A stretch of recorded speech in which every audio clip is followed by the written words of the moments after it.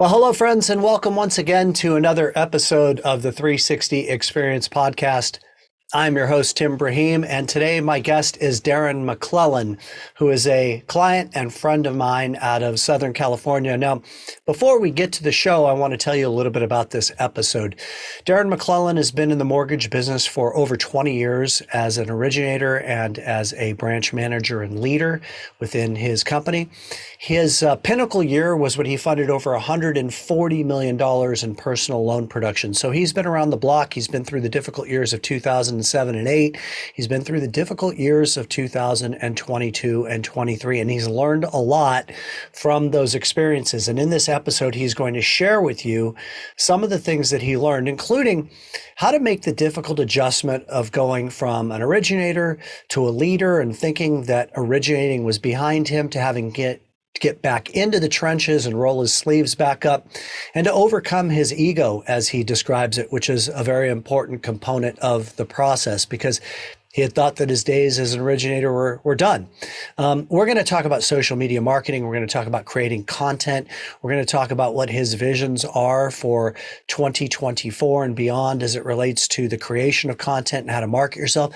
And we're going to talk about something really exciting that he has been working on now, which is forming real estate agent pitch sessions, which is starting to yield a lot of business from him, an idea that he got from his friends Mark Robertson and Eric Bible.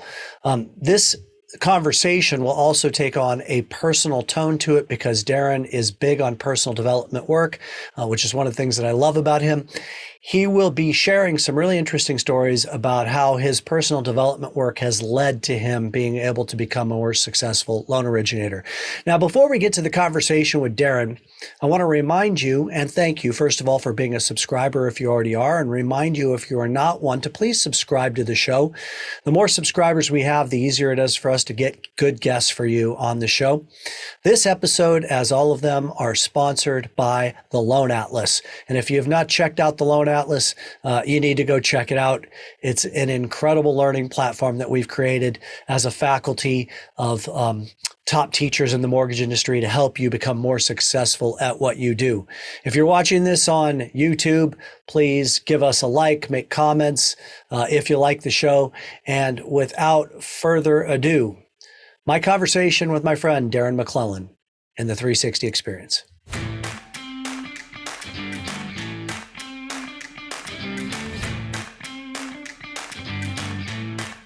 What is up, brother? How are you? Hey, Tim, how are you? I'm good now that I'm hanging out with you. It's going to be fun to chat with you today. I'm super excited to explore a lot of different topics with you. I mean, we're going to start with business, but I definitely want to, dive into the subject matter of marketing, which I think you've been doing a great job with. And we had some time in Park City at the Masters Retreat to go a little deeper on that topic. And then I know that you want to talk about personal development and the stuff that you're doing within that realm, because that's a favorite topic of yours and mine. So we'll go there too. But let's just give everybody just a quick background. Like, how long have you been in the business for? And what would you say was your best year in the business, just so people have a perspective? Yeah, so started really in 2001. I'd come out of .com, kind of getting banged around in .com a little bit, post, .com meltdown. And so I wanted to kind of take a little more control over my income and ended up getting in the mortgage and real estate space, got licensed, had some good mentors coming out the gate. And so I just started kind of slowly but surely. I mean, back then it was pretty easy when just work your personal network, hang out with friends. Deals were just kind of emerging. I didn't need to make a ton of money back then. So it was like pretty easy, it felt like. And the lending standards were so loose. It was like everybody could kind of qualify. But I always had kind of good credit borrowers, a good personal network. So I started out, I would say my personal biggest year was right around 140 million, right around there in total kind of gross production. So you're a terrific producer. I just wanted to establish that. You've been around for a long time, 23 years now in the business, going on 23. And you went through 07, 08, 09, which was, a difficult time. And then you just went through this period. And I say that in the rears because I do think that we have brighter days ahead. And I guess the first thing that I just want to understand is like when you reflect back on, the 18 to 24 months starting in 2022 in the spring to, the time of this conversation, what are some of the things that you would say that you've learned over the last couple of years that are going to make you an even better originator and a better leader of originators going forward? It's an awesome question. I think, there's a couple of things that we know to hold true in a market like this. And I think some of the old wisdom really comes into handy when you're going through a tricky market, which is patience, relationships, back to basics. Um, I had to kind of go from more focus on leadership back into kind of heavy origination. That was a little bit of a shift for me, to be honest, like to go from a place of like building and scaling my team into realizing that I've got to go back out in the streets and really chase business down and create business. And so I had to kind of find my love for that again. But I Mm. have, and I've done it, and I'm excited about it. So I think it's real easy to get uncomfortable, scary, nervous, and lose belief and faith when you go through a challenging market cycle. And it's kind of the opposite of what you want to do. Yeah, let's talk a little bit more about what you just shared there. So I know a fair amount of other people that have went through what you went through, which is, you got to a point in your career where you kind of thought that originating loans was something that you would do maybe part-time, if at all, and that was more about you recruiting, you scaling, you leading, and then you had to go back into the very thing that you kind of thought was over with. And that an emotionally challenging experience? And if so, what were some of the things that you had to deal with on an emotional level to really rectify within your consciousness that, hey, this is what I need to do? And how long did it take for you to like actually make that shift back? Yeah. Yeah. So much comes up for me with that question, but it's a beautiful one. I mean, so remember that as we're going through, I was, with Tim and his group and in the signature program of L360, and I was, on this incredible kind of peak experience of life. And then I find out our company that I was working for that I loved was leaving where we were at. We had to make a big shift. And so suddenly my focus had to be like, okay, hey, what do I need to do to actually get through this next transition as at the enterprise level? So that became a bit of a focus. And then kind of, I think through the mid half of 2021, I also saw like the team was trying to think timing wise. Actually, it was 2022, first half of 2022. I was like, wow, we're super bloated here. We just have to, I got to like cut. I got to cut the team down as quickly as I can. That took me probably a solid 6 months, but I'm also like kind of going through this phase of, hey, what do I want to do? What do I want this to look like? And it was a big ego shift for me because I thought I had kind of graduated, Mm. and then I'm back into class again, being a student and making sure that I was like mastering of the skill set that I was coaching around. Um, it was hard. It was Yeah. super uncomfortable for me, and it probably took me 3 or 4 months of Mm-hmm. like, actually there's like a period of time where it's like, man, I don't know, like I don't know, I'm not tapping out, I just don't know, like, can I go back and do this thing? Mm-hmm. And I definitely had to ask myself some tough questions because it felt like it wasn't necessarily in alignment with the path that I was trying to kind of work towards, manifest, etc. And so I think I had to kind of like lose the ego around it, which is like, not that I'm better than that, but that I had kind of graduated. Mm-hmm. And then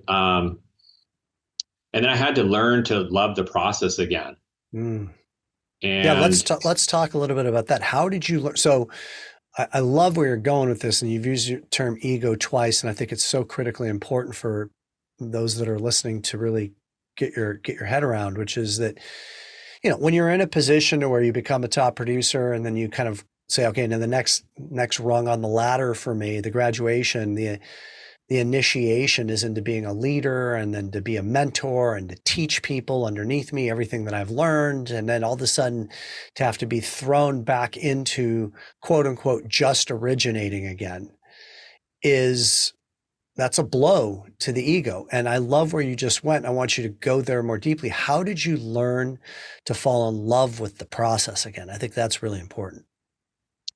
So I think as part of my journey, I definitely got a little more like, heart connected and kind of out of my head and into my heart as we talk about a little bit. And so I also could feel, so two things happen. One is like kind of the transition from like recognizing the heart-centered nature of the work is the service that we do to the people that we're serving, right? Like the clients that are trying to buy that first house, that person that maybe's got some financial challenges right now, and kind of coming alongside them and trying to guide them through that process, felt super fulfilling, and I started to like really enjoy that process. Um, the other thing is just financially for any of us originating, it's been a tough financial time. I mean, you're just blowing through your cash reserves as you're watching, trying to get enough business to kind of cover your overhead, if you will. And so I could feel that also myself, is that a little bit like, man, this is uncomfortable. Like if I'm feeling this, there's got to be a lot of other people that are feeling it. Not everybody. Some people are, doing exceptionally well, of course, but there's other people within the community of people that I'm serving that might be feeling some pain right now.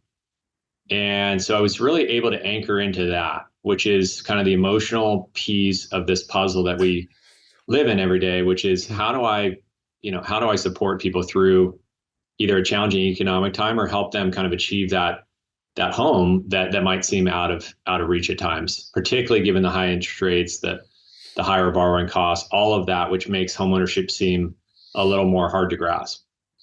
Yeah, it's really interesting because in my mind, you just described a very different orientation to the work than an egoic orientation of the work. Like an egoic orientation to doing our profession would be achievement, income, notoriety, title, job description, those things, right? And when we're attached to all of those things and they're taken away, it can be very painful. And what I'm hearing you say that's really beautiful is that your salvation, if you will, maybe too strong of a word, but the way you refound your purpose was empathy, was like you were struggling, but you were able to see through that struggle of your own through those eyes, those empathic eyes of, yeah, but who else is struggling? My originators are struggling. My borrowers are struggling.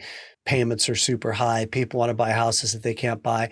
And it was through that, it sounds like that you were able to connect to a purpose that was the fuel that helped you get through this difficult time. Would that be an accurate summarization? Yeah, yeah, well said. I mean, I've always wanted to try to bridge the wealth gap. It's always been something that spoke to me, not because it's some sort of political orientation. It's really just around like there is a huge gap there and the gap continues to widen. And so how do we help people through that process? But I sometimes have found that to be out of reach. Like I'm not saying it's unobtainable, but it just feels like, okay, it's a lofty goal. I got to just do this one at a time. Like, right. I just have to take it step by step. And every time I have a conversation, that's my opportunity to serve. And I had a great conversation with a guy one time that's seems super connected and doing really cool things. And I go, how do you know, like, how do you decide where to put your energy? It's like, whoever's calling is my calling. And so like, that's just kind of how I'm trying to show up. When I get linked up with somebody, like, how can I pour into that person the best I can, to the extent I can, prepare myself to be ready for those conversations, and then try to show up as huge as I can for those moments. Just to support what you're sharing and to deepen it a little further, this last group of Leadership 360 that was in November of 2023, they came in, a group of people that, have had a difficult year in 2023. And it was astonishing to me that we were able to even assemble a group in many ways, given the financial circumstances of the industry. But we were very blessed to be able to put a group together because of the strong referrals that we got from people like yourself. And I had this moment about 2 days before the retreat when I was getting ready to meet all of these people for the first time, where I said to myself, Tim, let's not make this retreat about what it's normally about, which is like flawless execution and impeccable timing and an achievement of excellence. Let's make this about empathy for them. Like, what would it look like? What would the retreat look like? How would it feel if the whole thing was just about serving them in every way that you can? Not that I don't normally do that, but I definitely have an angle in there that is my own self-serving angle of making sure that everything goes off without a hitch. I mean, that perfectionism that you've experienced. And I realized that, what it would look like how would I be different if I didn't care as much about that stuff and I've just cared about them, like just cared about their well-being and serving them in any way that I could. And at the end of the retreat, Julie said to me, she goes, I don't think I've ever seen you better than this retreat. She goes, you Mm. were really present. And you know what? It was the best experience I've had, which is really the cool thing about it was, and I think that's what you're describing here, is that when you shift the intention behind the activity to something that is noble, something that is, altruistic, something that is about something bigger than just ourself, all of a sudden the activity has more meaning and more fulfillment and it can dynamically change the activity. Do you want to comment on that? Yeah, I mean, I think you can touch on many aspects of life with that approach, right? It doesn't have to just be work. It can be in all areas of your life when, it's that clear intention. It's like if I don't know, when I find myself in that place where I'm like, of the service mindset, the, the intention of showing up as big as I can without anticipating any outcome or result. It doesn't matter whether I'm successful in the pursuit. It's the way I show up. For me, it's like the feedback loop that we get is incredible. And I was, and I haven't done the service work that you guys have done. I mean, your group has done so much incredible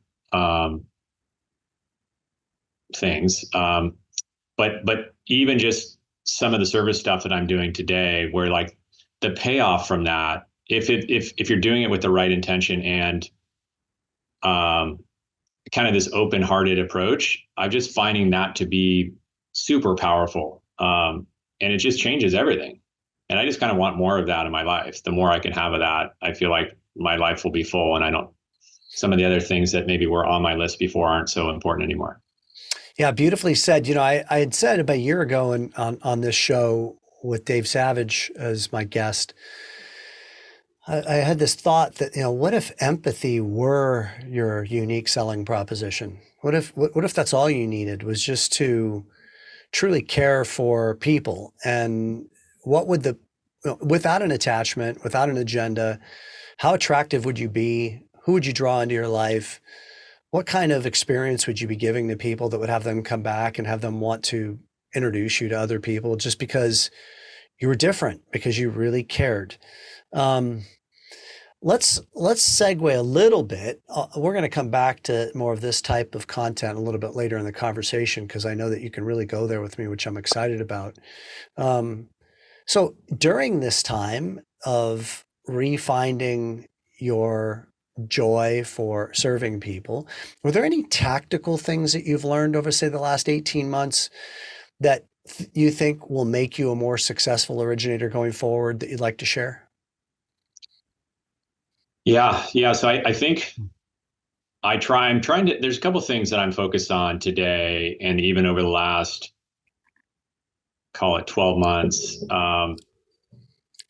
It's definitely not about more, meaning there are so many approaches to getting business, whether you're in mortgage, real estate, whatever your pursuit is. Like, I'm finding if I can go narrower and do some things exceptionally well, I can create a lot of opportunity that way.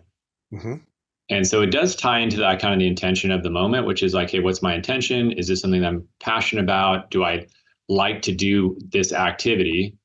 So that's number one for me. Like, do I actually enjoy it? And then if I focus on it, like with 100% kind of intention, conviction, like commit to it, I'm seeing good results. So as an example, we started a pitch event. There's some of my colleagues were doing a great pitch event for real estate agents down in North County, San Diego. I went down, checked it out. I was like, oh, this is a great event. I'm going to take it into my market. Did that, committed to that, have just started to meet a lot of new people. I've gotten business from that event. It's super fun event. It's a weekly thing. I look forward to it. I've gotten to know people. I'm referring business out. We're creating business through that intimate group we've created. So super fun activity. And you could do that in any market, which is like create a community of people. We were, in the pitch event, you're basically telling agents to talk about their coming soons, their off markets, price adjustments, buyer needs and wants. And then at some point, there's an opportunity to kind of share and talk with the agents and give advice and strategy, talk about financing, talk about the market, whatever that is. And we host it with a bunch of other service providers. So title, escrow, home warranty, what else do we have in there? We have an insurance agent now. So there's like 5 or 6 of us that host the event. Super fun. So that's like a really easy to execute strategy that you use a collective group to execute around. And that's been super fun. That's just one example, but there's really 3 or 4 that I'm actively working on a daily basis. Let's talk a little bit more about this one example. So was it Mark that you went and viewed his? Is that what you did? Yeah, Mark and Cool. Bible, yeah. Cool. So pitch event, like for those that don't know what that is, I mean, I think you articulated it, but I don't want it to be lost, is the gathering of a group of real estate agents that pitch their upcoming listings, their pocket listings, their off-market properties, et cetera, as well as, hey, I have a buyer that needs X, Y, and Z. So let's get a little granular with that. So how did you assemble the group? Like what was the mechanism for determining how many people to invite? Of those that you invited, how many accepted? What was the process of inviting them? You said you get together once a week. Where do you get together? What's the budget for it? Give us a little bit more meat. Yeah, so we were targeting specifically, like the audience that we're targeting is kind of the top agents in South Orange County, California. So that was like our kind of target demo. Because we're partnered with First American on that event. First American has good market share, so they have a lot of data on the agents. So we started specifically like doing a calling campaign and emailing campaign, inviting people to this new kind of exclusive pitch event. And it's not a board sanctioned event, so they can kind of be a little more loose. We can, host it with drinks. So we first actually step was put the group together, identify your team. So I wanted to find people that I enjoyed working with on the title, escrow, et cetera side. They weren't necessarily even existing partners. They were just people that I thought had good relevance in the market and had a good audience of agents, because that's who our audience is. So we put that group together, kind of shared with them the format. Number 2 is we picked the venue. I think our venue is pretty good. There's better venues out there, but you need a kind of a place that's not so expensive that it becomes unsustainable. Mm-hmm. But inviting enough that people want to kind of hang and gather for an hour and have drinks and little light bites. So that's so we do it at a brewery pub kind of venue. Robertson has a great venue down in North County, San Diego. That's a cool indoor outdoor space. Anything that kind of is a flexible space where you can potentially project stuff occasionally on screen is super helpful. And then kind of a regular people that are serving it's good to have servers. They can come in, people feel special, they like to be catered to. So that's been good. From a budgeting standpoint, we started at kind of a higher end venue. They eventually booted us because we weren't meeting their minimums. And so we ended up shifting to a little more of a downstream venue, but it's been great. And we're spending probably $400, $500. You can go higher, obviously, if you have more people, but maybe $500 to $1,000 per event. And then that gets split up 4 or 5 ways. So you're spending a couple of $100, $250 a week. You've got about $1,000 a month budget for it. How many agents did you originally invite and how many attend? Yeah, so we started with 0. You just start. We probably invited 100 people initially in the first go round. The first meeting you might get 5 or 10. And the next one maybe you get 12 or 13. Now we have a stable group. With the venue shift, we lost a few, but we're kind of rebuilding again. I would say our audience size is probably 25 to 30. We maybe peaked out at 40. There's a lot of ways to kind of up level that with speakers and present, some topics. I think there's two things that I would say are really important to kind of take away if you're going to embark on this. Number one is that, like anything you do from an outreach perspective, the win is in the follow up. And what I've done now is like I do a weekly or semi-weekly video out to the agents that are attending that event, along with other people that are on that invite list. So I'm now like touching them twice at the event, and then they're also seeing me again. So I'm getting that kind of like repetitious brand recognition. They're seeing me in a value state a couple of different times. So that's super important, I think. The other thing that's really valuable is whatever gets pitched at the event gets blasted out via email to like 750 agents. So then my branding and the agents off markets coming soon's buyer needs are getting pushed out to like 700 agents, all of which are some of the top performing agents in the marketplace. And so now you kind of get that one to many dynamic where the information is getting shared to a lot of people. They're seeing your name over and over. And then we're creating some transactions off market through the group because they pitch something, somebody sees it, and now all of a sudden they connect together. And so that's, I would say, two of the special things about that. Who blasts it out to the 750 agents? Does First American do that for you? Yeah, yeah, But it's got you co-branded on there. exactly, yeah. And um, what's the how long does it last for? Like an hour? Uh-huh. Okay. And you're also creating community. I'm sure that people are making friends and having a good time, which is cool. Yeah. Have you gotten any tangible business from it? Yeah. So the first deal, I mean, I've gotten quite a few at bats, and I've gotten, right now I probably have 3 active deals we're working on from the event. I've closed a couple big ones. It's definitely like a slow, a lot of these agents were agents I didn't have existing relationships with. They're all brand new agents, mostly to me. So the cool part about it is now like I have relevance with a market that I really wasn't serving before. And so yeah, for sure I've gotten business. I mean, not to the extent that like Bible, I think has gotten, I think $100 million in business out of his group, but he's had that group for Wow. 4 or 5 years. Wow. But we're definitely like, it's more than covered its cost and then incremental. And then I just can feel the momentum building. And so next year, as the market opens up, we'll get more business for sure. It would be really cool. I'm like my creative juices are flowing. It would be really cool if every once in a while you did have like somebody speak that could teach something really valuable to them to make it feel even more exclusive. Like, you come in and for the first like 30 minutes, they actually get like a really killer presentation from somebody that has them leaving and talking about it. And they, like they're definitely going to come back again because they never know, what they're going to miss. Yeah, I'd love to brainstorm on that with you a little bit and think about how to really even up level that even further. That's super cool. You're doing that. The video part you touched on, you follow up with a video. I happen to know that you're very good on camera. I've seen a lot of your stuff, of course, on social media. Let's segue there. You've been putting out a lot more content in the last 18 months than you had, pre-downturn. Tell us a little bit about what channels you're on, how frequently you're putting out content, and maybe some of the results that you're getting. We'll start there, and I'll have other questions. Yeah, I mean, I could talk about content for a long time. It's something I'm super excited about.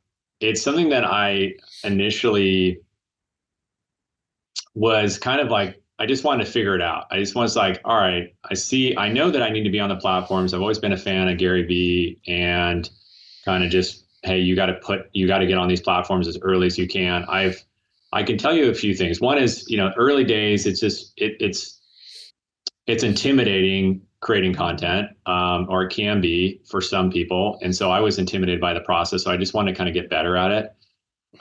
Just like any other thing I do, I want to just improve. And so I was interested in improving. And part of it is like, all right, who do I work with? What's my script? Who's my filmer? Where's my location? What am I going to say? What message am I trying to share with the audience? Am I selling? What am I selling? Does it sound like I'm selling? Like all these things that you start to go through. So I had to kind of learn the content framework. And so that's something I've learned quite well, I think, at this point. Now I coach it, I'll teach it with other people that want to learn more about content. But I've also learned more recently, like that it's such a wide open space. it truly, like, there's so many different ways to approach it. And there's not one that's better or worse. There's some that might have different outcomes, but there's a ton of room for creativity. I mean, if you look back at some of the old videos I did, they were like I did some pretty wild ones. Um, we don't need to go into all that right now, but I definitely was like, all right, let me see if I can get something to go viral. And at that point, I had very little audience, and so I was like, all right, I'm just going to try to hack audience growth by being kind of outrageous, but also like authentic to the message. So we explored a little bit of that, experimented. I mean, I've definitely experimented with a lot of things to try to see what the audience cares about, what is going to get their attention as like a guy that's not like a 20-year-old that's, at the gym all day. Like I'm out here working, trying to create, create business and serve families. So it's a little bit of a different dynamic for those of us that maybe have been in the business for a while. Like, okay, what am I going to share? How am I going to bring value to the audience?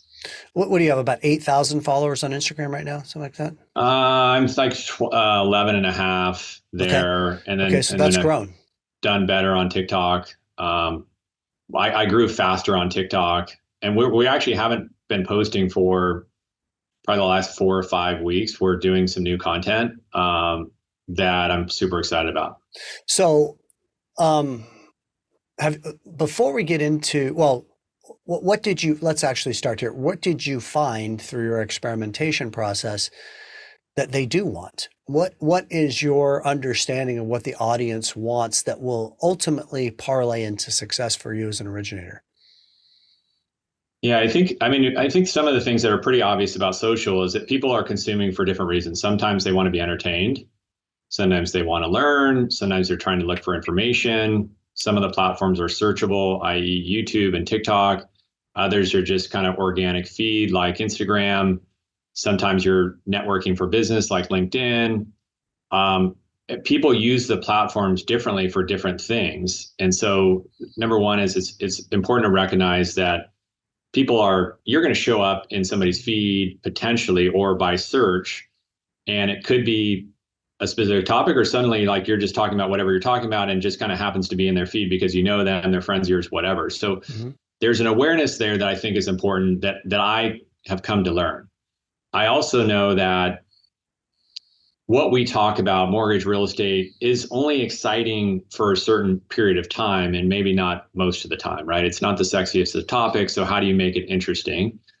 Um, I've also learned that people like to see multiple things at once. So, like me making sandwiches was something we kind of locked in on. So there's like a little bit of a subplot. Bowie did a great job of like walking and doing other things while he's walking around doing errands or working on a project, and he's talking about buying a house. There's a subplot that makes it interesting. So somebody might just watch to see how I'm going to finish out the sandwich, as opposed to they don't even care what I'm talking about, right? But they just are fascinated with the construction of the sandwich, from slicing the bread to putting on the toppings to like, how am I going to close it up and serve it to you at the end? So there's this kind of emotional component, which I think is the missing part that people miss on social a lot, is like, how do I actually create emotion within the audience? What is something that's going to actually, it could be triggering. We talked about at the event, like, hey, sometimes it's taking a strong position that could just trigger somebody, but that the algo kind of likes that because you're taking a stance on something and it creates a lot of conversation.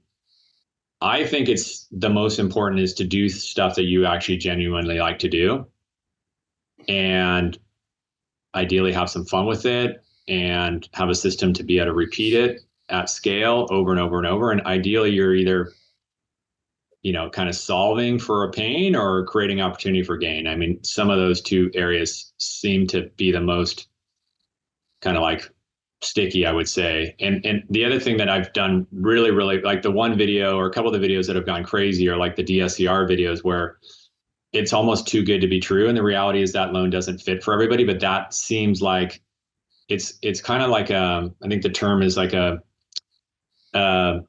an offer that's too good to be true, almost like where the opportunity is so, it seems so amazing that people can't help to check it out and share it with their friends and get excited about it.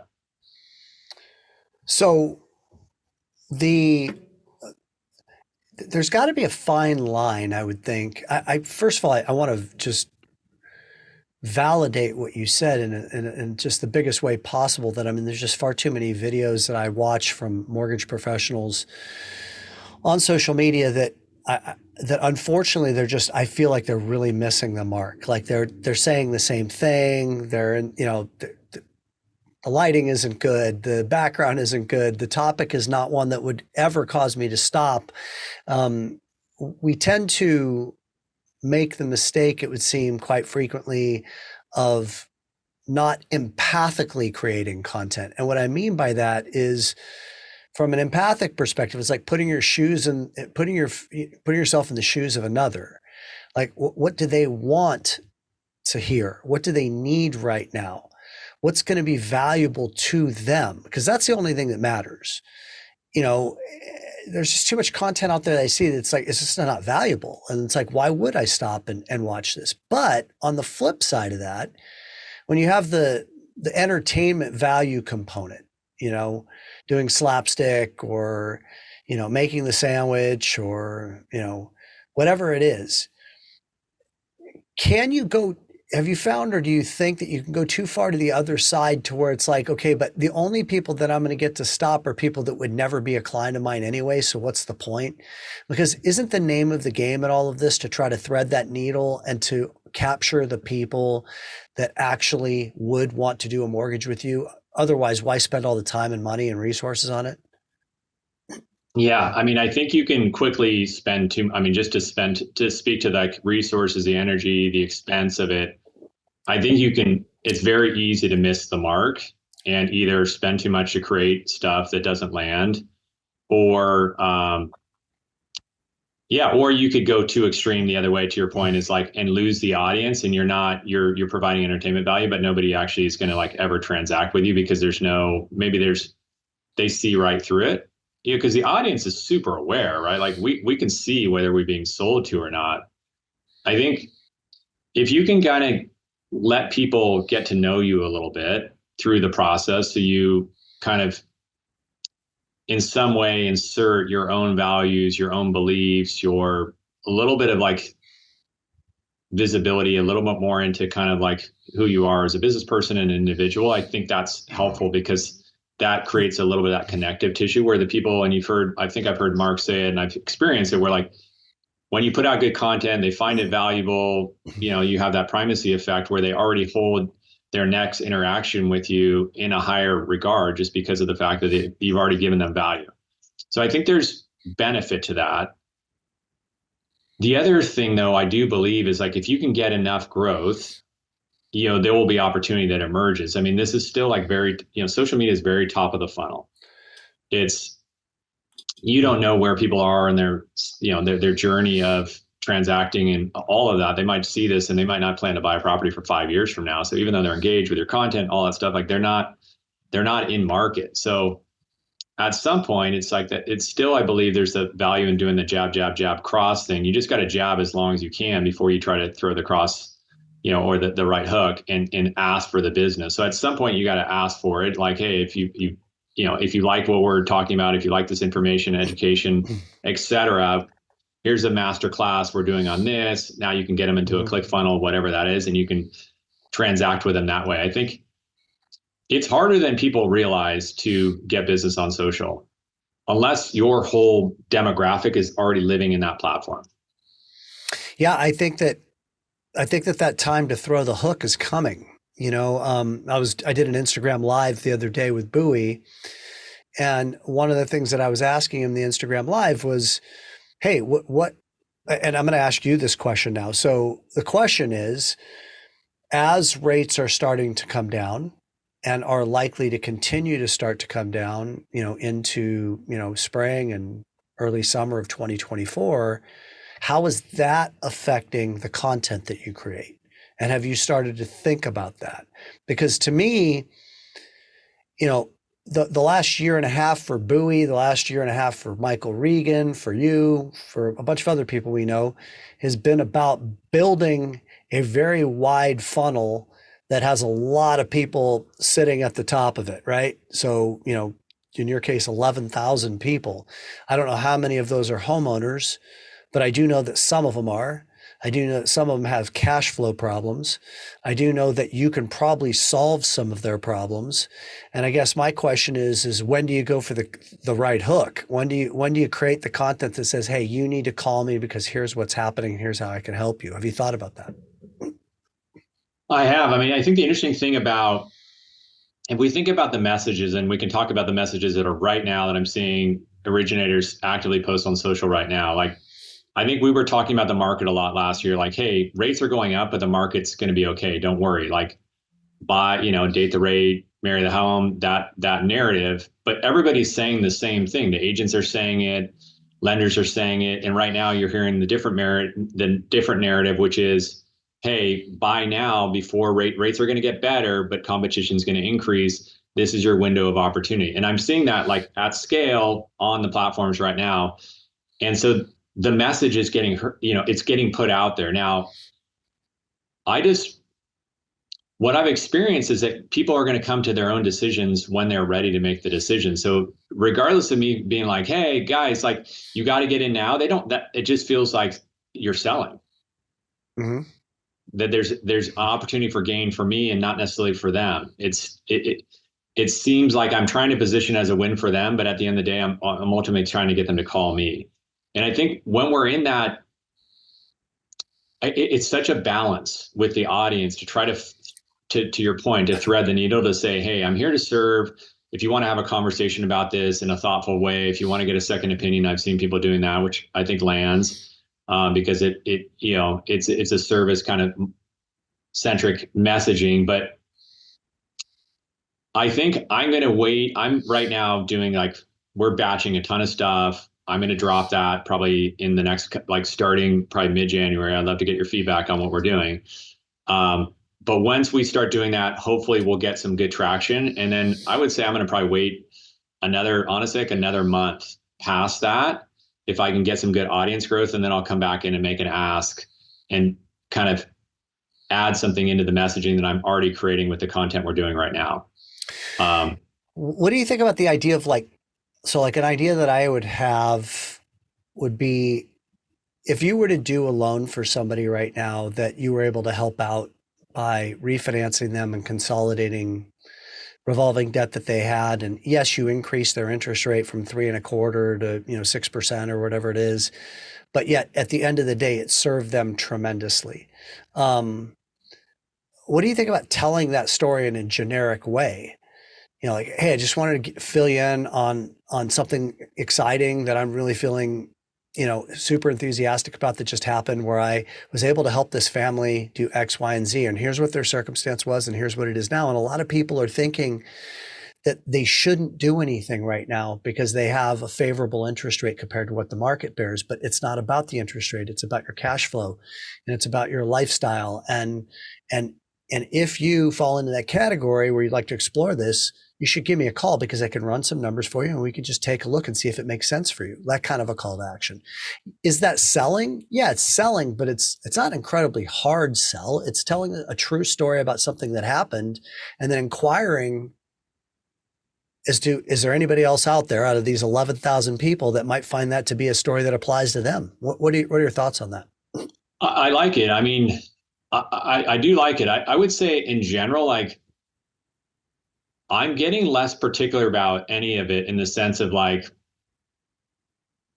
I don't like, if you start to, it's very easy to overthink the content creation process. And I'm going to take like a specific lane on the stuff we're doing because I believe in what I'm doing. And I think hopefully it's going to work well and the audience will love it. But I also recognize that like, that sometimes it's just continue to put messaging out there and in stuff that you believe in, and it doesn't really matter beyond that. Some stuff may perform, stuff may not. It doesn't really matter. Like, it's the iteration and it's the constant engagement with the audience. If it falls flat, it's okay. It doesn't matter. So I like it. I mean, I think it's definitely a good message if it can be served up in a way that's as simple as possible. I think that's always the best on those platforms because the attention span is short. Sure. But yes, I mean, I'm a fan of it. I like the messaging. I mean, I'm going to watch this back and I'll create a script around it and I'll tell you how we do it. Like Well, that's, what I that's the guess easiest so. thing I think to execute around. The concern that I have, I'll draw a metaphor. I've never thought of this before, but it's like back in the day when I was an originator, I used to go into real estate offices and I'd pass out flyers onto realtors' desks, right? And I used to do, offer to cooperatively market with them and do photo listing brochures for them. And, I would do a lot of it. I'd go in there a lot and I would never get any deals. Was I known? Yes.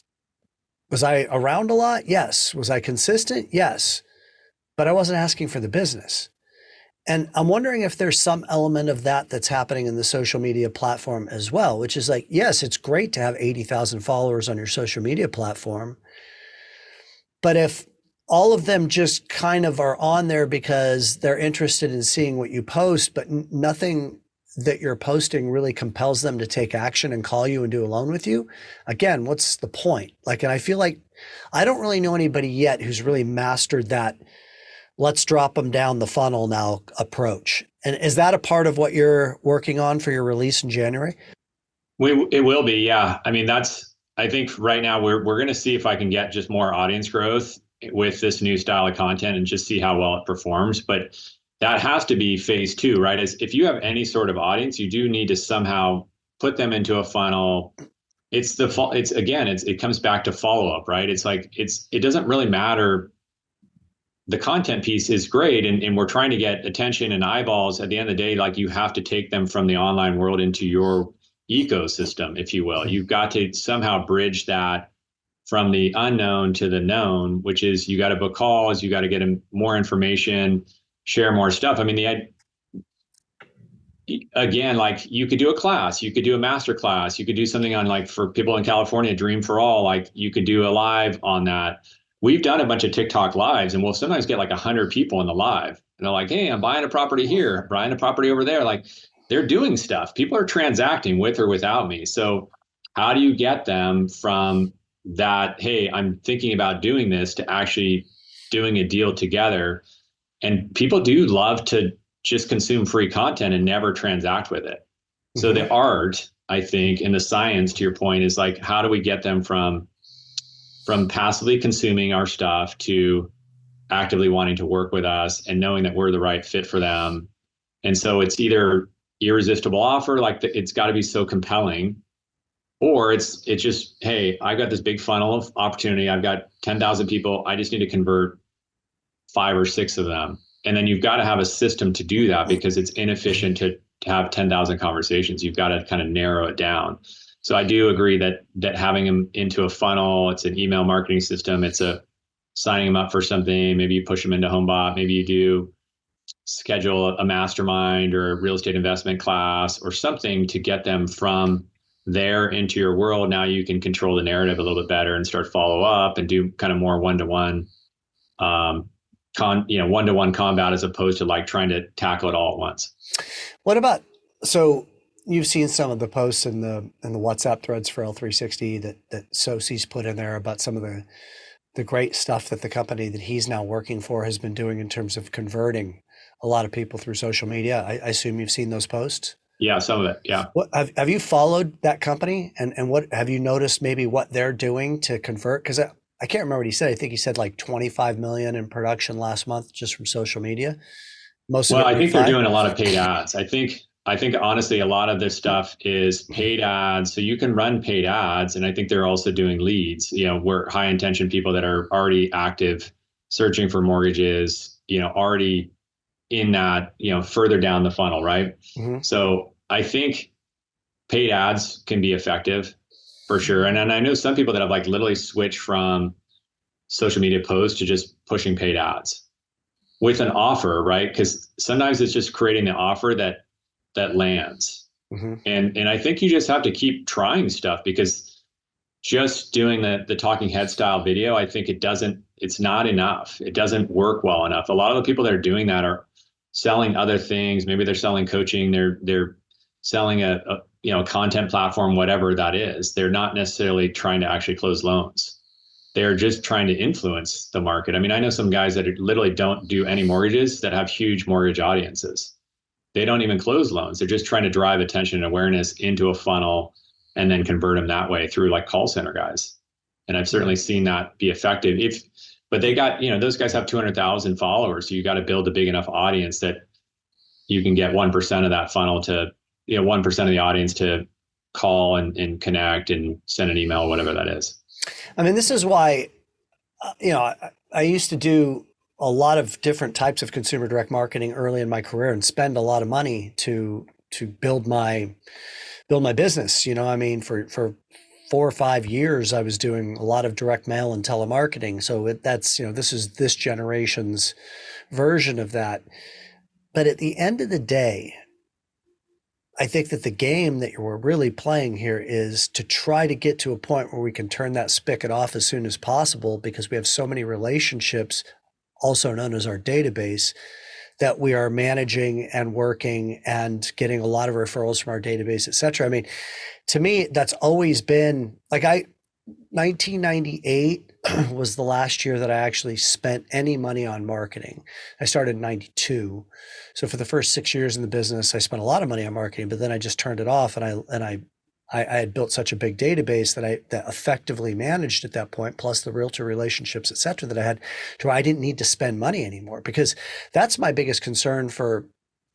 It's almost like if you're going to, it's like go big or go home with this, I think. Like, you either got to be really committed to having a full-blown social media marketing campaign, or just don't even waste your time, because the people that are like half in, they're just spending a lot of time and they're not getting any results because there's so much competition out there. Do you agree with that statement, or? 1,000%. I think if you're going to be that person, the second one that Tim mentioned, I would just say, just do it for the social aspect, truly. Like, just use the platforms to network with other people in your market that you potentially can do business with, particularly real estate agents, maybe some consumers, but just use it simply for the purposes of marketing to those agents. They see you on the platforms, you're practicing, they're practicing.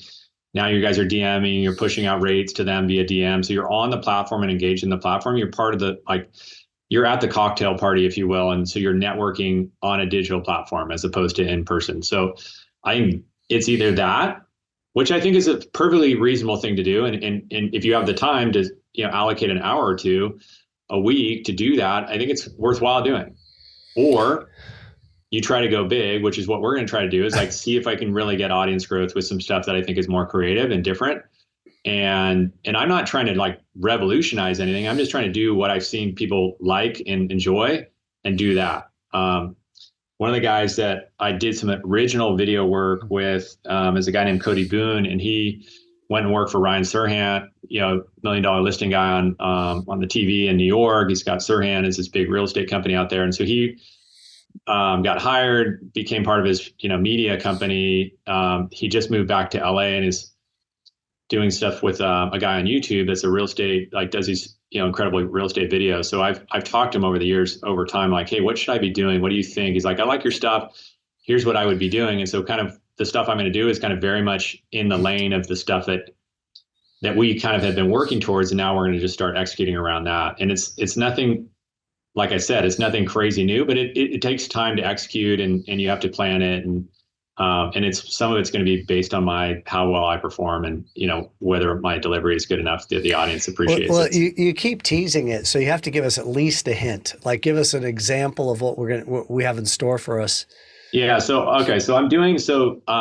we're going out like touring properties. So we're just going in, but I'm not like selling the property. I'm not the real estate agent. So we're just going in and touring the property, but we're doing it in a format that's like consistent format throughout the properties and different price points. So I've toured like entry-level homes, new construction homes. I toured a $30 million home in the Montage at $32 million. So like, we're doing tours, and I'm trying to keep it real on the tour to really like say what I think of the property, and then I'm rating them at the end.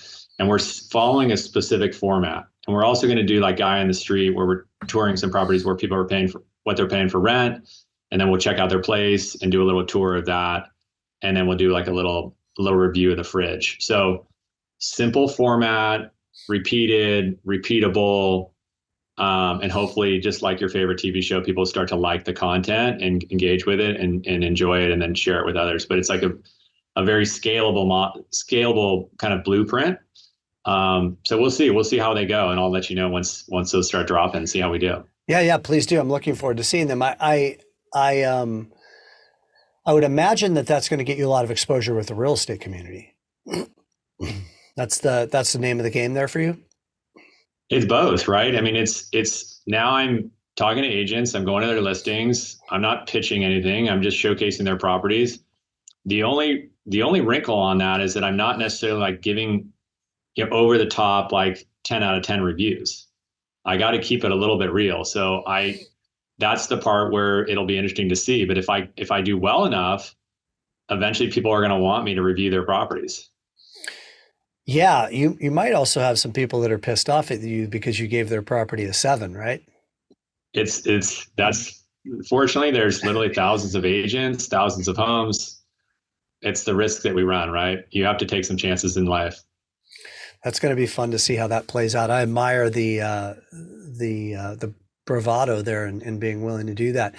So let's transition back now to, you said that when it came to creating content, at least initially, that it was very difficult, and you sounded like maybe some perfectionism kicked in, and you were in your head a little bit about it, and did you look good, and all of these types of things. Knowing how much you enjoy and do work on yourself, like on a personal level, what did you learn about yourself, and what do you have to share with those that want to start to speak publicly? Lunch and learns, first time homebuyer events, master classes, as you mentioned, and get behind the camera and do the social media marketing stuff. For those that are intimidated by that, what are your philosophies on how to overcome in that intimidation? Yeah, I mean, any good journey starts with the first step. So it's just, you got to just start taking steps forward if that's the goal that you have, right? I think like any skill, it's just practice, right? It's reps, it's time in the gym, it's preparation for the moments. I think everybody has different unique skill sets, and some are really exceptional at certain things. And so I would just say most of us have conversations each and every day, right? And many times all day long. So the easiest way to start creating content is doing podcast style content where you're literally having a conversation. I think there's a million podcasts that you could do in the real estate space, a mortgage space, that could be fun and interesting. It could be like, hiking and home loans or whatever. And you're just going out and hiking with a friend or an agent. And you're talking about real estate and home loans. And that could be the podcast, and you record it and you walk, you hike somewhere and you tour a little spot, right? Like you could be boating and, I'm trying to think, boating doesn't rhyme with anything that I can think of, but it could be like, there's so many different ways to create content. And I think what I would encourage people to do is find something that they like, that maybe is personal to them, so it feels more natural. And if it's investing in real estate, great. If it's you love art or music or outdoor stuff or symphony or whatever, like see if you can tie that into part of what you're doing from a creative standpoint, because it's more natural and authentic. And I think everybody has these gifts. It's like channeling the gifts that you have. I'm not great at like memorizing lines. I have to if I'm going to try to memorize, I got to rehearse it. Normally people feed me the lines. But some people are incredible at memorizing lines. Look at all the people that perform on stage. Like they master all these songs. So like if you're really good at that, like create a dynamic that allows you to just riff through stuff. Sometimes like riffs are incredible for content. That may be your thing. Like I would just say to start to, whether it's public speaking, whether it's content, just start small, practice non-judgment, just be gentle on yourself and just start with little things that seem like layups and then slowly scale up. Because I can tell you that the reps create comfort. It's that, confidence builds confidence thing. As you get more competent with that skill set, it gets easier and easier. Tim, one of the things that is worth sharing with this group is that I just because of doing the video work, there's a guy that has a much bigger audience. He invited me on his podcast, and then he took a soundbite of the podcast, put it on a social channel. And it was a cool little soundbite about just, affordability and whether you should buy right now or not. But that's the opportunity when you start to become part of the conversation, then people start to recognize that you get invited to other stuff. And now that agent has been referring me business, and I've known that guy for 13, 14 years, and I've never done a deal with him. And I've had several calls just from the last 2 weeks from buyers of his. So just content to podcast to opportunity, that's, potentially an opportunity for everybody out there. Yeah, I love what you said about, that the reps create comfort. What do you think holds people back from ever taking the reps that are necessary to create comfort? It's the fear. It's the fear of being judged. It's the fear of being called out on something. It's the fear of how we look. We always like to tell people, like, when you walk out your door, people are experiencing you. They see how you look. They see how you sound. They're hearing your voice. Like, whether you like it or not, whether you look like, a model or not, it doesn't really matter. They're already experiencing you in the world. So nobody's going to take offense to you. That's not how we are as humans. So it's like, and people will appreciate the vulnerability. Like, it's okay to fumble and bobble, and like, actually sometimes that performs even better. Like, it's I think you've shared some examples of that over the years, where it's like sometimes those bombs are total exciting because everybody else has fears and struggles.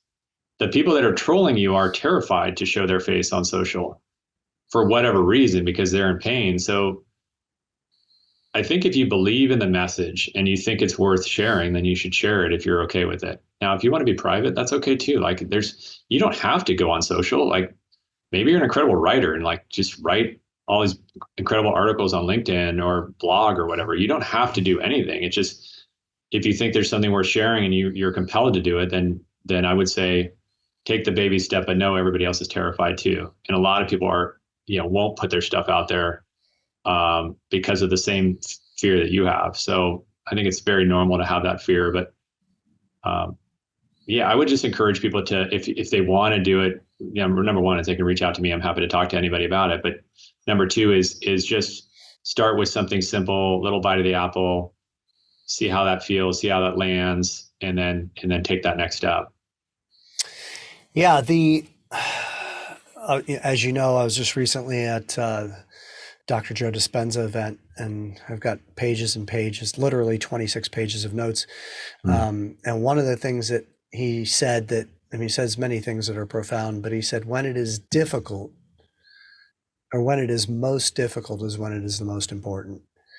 So it's like those moments in our life, whatever they may be, you look at like the last couple of years in business, it was like incredibly difficult. But that's when it's the most important that you persevere, because that's where the greatest opportunity for growth and learning comes, is in those moments of difficulty. We don't grow or learn much when things are on easy street.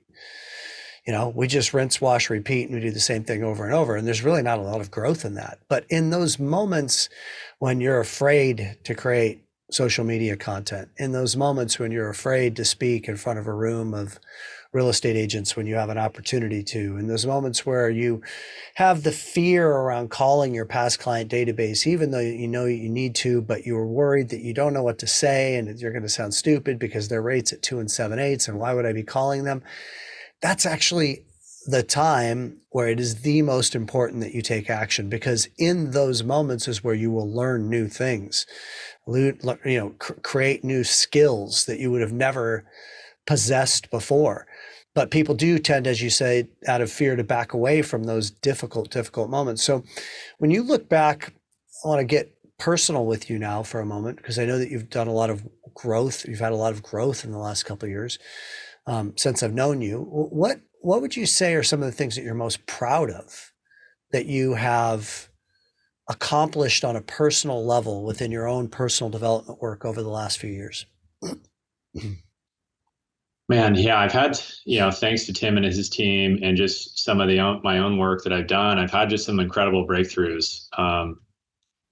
I've always had a strong meditation practice, and I needed it, some time ago. I was struggling with some things that were just consuming me, and I found it difficult for me to be fully present, because part of me was, chewing on this difficulty that I was experiencing in life. And so I had to learn how to let go a little bit and trust the process and learn kind of the power of meditation was kind of my first real like, I mean, I've always been curious about personal development and interested, but that was like my first kind of, I would say, breakthrough many years ago. But in the last couple of years, it's definitely evolved significantly past that. And so I'll give you a couple of specific examples. One is this market, has created a lot of scarcity mindset.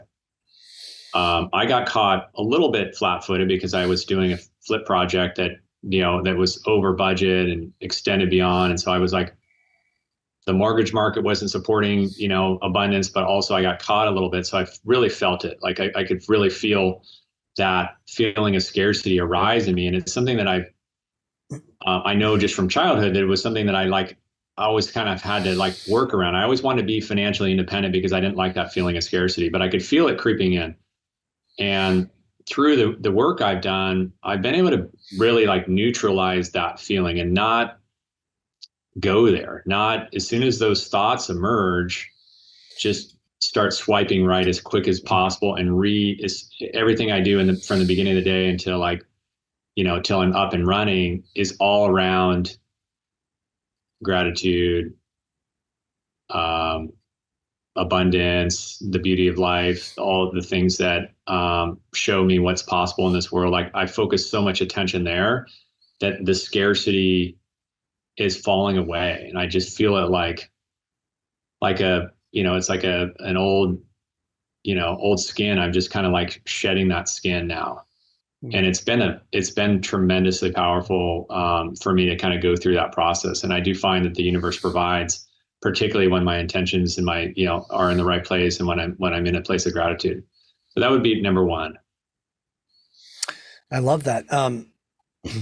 Have you found that through your meditation practice that you have been able to be the observer of your thoughts, to see the patterns that were dysfunctional for you and debilitating, and that gave you a greater degree of clarity on what you needed to work on? 100%. Yeah. Yeah. I could find it, the meditation for me was like the easy way to start observing. And then I try to transition that into my day, which is just because I've stopped meditating, it doesn't mean the thoughts will stop running. Right. So For it's sure. What can I do as we learn in the meditation practice, to focus on whatever those things that we're focused on during the meditation and not let those thoughts creep in. And also those thoughts take us out of creation. They take us out of creating opportunity. They take us out of action because we get just mired in the thought of. And I just I don't want to spend any time there. So now when I feel that thought come in, maybe there's a bill that I didn't expect hit me, and all of a sudden I'm like, oh, I can feel it coming, and then I just quickly push it aside as quickly as I can. And if it needs, I just take care of that thing. I take care of it right away. And if it's something I can't resolve immediately, I don't spend time in the thought. I move out of it as quick as I possibly can, because I know how that for me is not a great place for me. So I get out of it as fast as I can. But I do it both through the conscious practice of, meditation and mindfulness and the things I work on in the morning. And then throughout the day, I'm just constantly trying to, move the screen. Is there a specific practice that you'd like to share? That you mentioned mindfulness. Do you do guided mindfulness meditations, or do you practice it on your own? Where could you point people to where they could learn a little bit more about meditation? Yeah. So I learned Vedic meditation, and I had a teacher because I wanted to learn a little bit about the science of meditation as well. And so she taught me a lot about kind of how the brain works. And, I was finding myself ruminating and stuff, while I was trying to sleep and solve issues while I was sleeping. And it was making for restless nights, and I wasn't solving anything. So I just learned that no, with meditation, you can actually just things will sort themselves out. And when I'm in a deep restful state, I actually will be a better problem solver when I'm in my waking hours. So I started with Vedic meditation. I think there's a lot of actually pretty solid meditations on YouTube. You mentioned Joe Dispenza. I'm a huge, fan of Joe Dispenza. I also like Deepak Chopra's kind of gratitude series. He's got a nice 16, 18 parter on YouTube. That's great. That that is introduced by Oprah Winfrey, and then Deepak does the meditation. I think his is kind of like a mantra-based meditation. I think those are great. So if you're just getting started, I think that's an incredible place to begin. Yeah, a lot of the people in the L360 family have done that Deepak Oprah series. Brent Hicks and Julie and Scott and Craig and a bunch of people, and they all really loved it. I think that it's incredibly important for people to understand something that you just said, which is that, you're going to generate somewhere between 60 and 80,000 thoughts a day, whether you like it or not. And they're going to be running in the background or in the foreground all day long. And those thoughts will have a very substantial impact on your experience of life. On a level of your perception of the outside world, all the way to the components of your internal experience associated with chemicals that are created in your body. Like you use the term about ruminating over, or that bill comes in, and those types of things. And I've experienced this type of stuff an awful lot myself. When we get fixated on a thought of something that we're worried about, we become very compartmentalized in our thinking. We become very narrow of focus because we're in fear. So we're trying to problem solve. We're trying to get our way out of this situation. How's that bill going to get paid? Is this, appointment going to go well that I can't get my mind off of, that I'm worried about tomorrow, et cetera, et cetera. And you're absolutely right, bro. When you said this earlier, it's like, now you're not in creation. Okay. The energy that you have to create is being consumed by being very finite of focus and trying to get ourselves out of this fear-based situation. And it's very difficult to manifest. It's very difficult to create. It's very difficult to move into a state of new potentialities and possibilities if we're constantly locked into this fixation on stressful situations and trying to get ourselves out of them. So if nothing else, the act of meditation can be a respite, if nothing else, just from 30 minutes a day out of those 24 hours where you don't have to think about all that shit. And you can actually go to the next level, which it sounds like you're doing, which is to say, all right, and what thoughts do I want to fire and wire in my brain? Like, I'm going to take control of my thoughts here for a minute. I'm going to focus on gratitude. I'm going to focus on abundance. I'm going to focus on the things that I have going for me that are great in my life. It's really interesting. I'll tell a quick story about this that maybe will summarize it well. So I've been thinking about selling this house, okay, and moving somewhere else, but I don't know where I want to move. And like everywhere that my brain takes me is a dead end. I've got a very low tax base on this house. I've got a 2 5/8% fixed rate mortgage on this house. In order for me to make a move somewhere else and have it be unilateral in terms of the financial outlay, I'd have to downsize pretty significantly from what I have right now. And then I was meditating on Christmas morning, and I was doing an abundance meditation. And I was focusing on abundance, and the place that I went in my heart was how abundant I am in my life with the number of friends that I have. I started thinking about all of you guys, like just all of you guys and gals, and just how blessed and how fortunate I feel to be able to do what I do and have such beautiful human beings in my life that are my clients and friends. And I started realizing from that place of abundance that that's why I want to sell this house, is because I don't feel the community here that I'm craving. That most of my friends and people that I love don't live near me.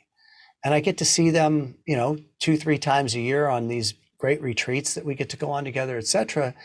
And then I realized from there, I was like, but wait a minute, do I have to sell my house to commune with them? Like, couldn't I make it a point once a month to go visit some friends for 3 or 4 days and do an Airbnb in Seattle and then do an Airbnb in Washington, D.C. and to just spend time with my friends? And my point is that all of this possibility opened up in that stillness, in that slowed down mind. In my way, believe me, bro, I've been trying to figure out this riddle for 5 months, 6 months now.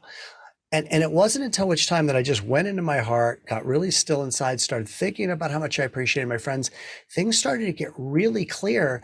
And I realized I don't really have to sell this house to have the community that I want. I just need to go out into the world a little bit more and to go commune with that community that I have at all these different places. So it is really amazing how when we when we get this volume on this thing called our mind turned down, how much we can hear so much more wisdom, right, in the process. It's so beautiful that there's two things I'll share and add to. One is that I felt when I got back from our retreat and was so like feeling so amazing and in a state of bliss, and then kind of coming back, going back through the transition of kind of getting back into the origination seat, just to bring this back full circle a little bit. I did start looking around in my own community and be like, man, I don't know if I have that feeling that I had with the community that you've built in my own community. But I was experiencing life differently, more heart centered, less heady, all of that. And then things started to happen. I got invited to this book club that's been amazing. I joined this other group we created this Ubuntu circle that's been phenomenal. Like things have just materialized out of thin air just by setting some intentions around wanting to have more of a community within my community and less so much on like the parent, couples dynamics and more just around people that were interested in personal growth. And so that has been amazing. And it just kind of happened. I mean, it was kind of like, it was the getting my energy right and showing up in a different way that I got invited to things that I hadn't been invited to before. So that was really amazing. But just to tie back to your home situation and kind of the lock of the thoughts and the emotions, I had an incredible conversation today with a new client prospect that is relocating back from the East Coast into Southern California. Currently live in Atlanta. Husband, she's been married for 27 years. Husband just had back surgery. He's had some illness. One of her daughters has had some illness. And it's been heavy. Her experience of life has been heavy and weighty in that time period in where they're living back east. The weather has made it tough for her to be outdoors a little bit. Just her experience of life. And this woman's like a prolific, she has a master's in law. She's performed in opera. She's an actress. She just wrote a bunch of screenplays. Like she's got all those creative juices, but she wants to move back west because the creative community for her is much more robust. And she just got a new job at UCLA. She's super excited about so she's relocating her family, but she's also like, I want to focus on living and not death. And the experience for me has been weighty, and I could feel that emotional pull that she was experiencing in this other life as heavy and not in an abundant state. And she didn't like the energy in the house and the whole thing. And so she's switching it up and she's moving out west. And I talked to her a little bit about the thoughts and the emotions, and we really aligned on that. And she's super excited about creating a home where that space can exist. This abundant, beautiful kind of creative energy, anything's possible mindset versus kind of this heart heavy feeling that she was experiencing back there. So it was a really wonderful conversation. And I'm sharing that for two reasons. One is the personal development work that I'm doing allows me to serve clients in a different way and understand the deeper root of what they're trying to accomplish and have that energy exchange, which is amazing. And then also support her through this process of getting into a new home, which is a wonderful process. I love to do it, and it'll hopefully be really special for her as well. So I was able to kind of cross the two over. And I think my encouragement for anybody that wants to kind of go down this road of self-discovery a little bit, I feel like it does allow me to show up differently. And she goes, Tim, she said at the end of the call, she goes, I know this conversation is taking a little bit longer than we planned for, because it probably ran an hour and 15 minutes. But she goes, if you had just gotten right down to brass tacks with me and asked me my credit and my income and all that, she goes, I probably would have called the next person. I like to have long-term relationships. I want to work with people for many years. I eventually want to buy a place in LA as well. So I really appreciate you taking all this time with me. It means a lot. And so it was like I think we both really got a great experience out of the phone call, but it all started with kind of understanding her goals and needs and really supporting her through the emotional process along with the financial process. Man, that's a really great way for us to wind down this conversation because it really ties everything together. So I'm so glad you went there. I mean, what I'm hearing you say is that, this process of self-discovery within your own personal work has led you to more community that has materialized. But that community isn't just the book club and the other group that you were talking about. It's actually an ability to connect more deeply with clients, and I would imagine referral partners as well, that brings more purpose and meaning to the engagements, and actually is that secret weapon. That is your value proposition, is your ability to see people, be present with people, connect with people, feel empathy for them, truly understand at a deep level as to where their difficulties are, so you can serve them at a higher level and get more purpose out of the experience. So you're not just slinging an interest rate, you're actually making a meaningful impact on someone's life. That's not a place that I believe that I've ever gone in conversation with somebody on this show, which is, you doing your own work on yourself will benefit everyone in your world and you in multitudes of ways that you probably don't even realize. That's really beautiful, bro. I really appreciate you sharing that. Is there anything that you would like to share in closing? I don't know that there's much else to add. I think you tied us down really well, and yeah, just grateful for the opportunity, and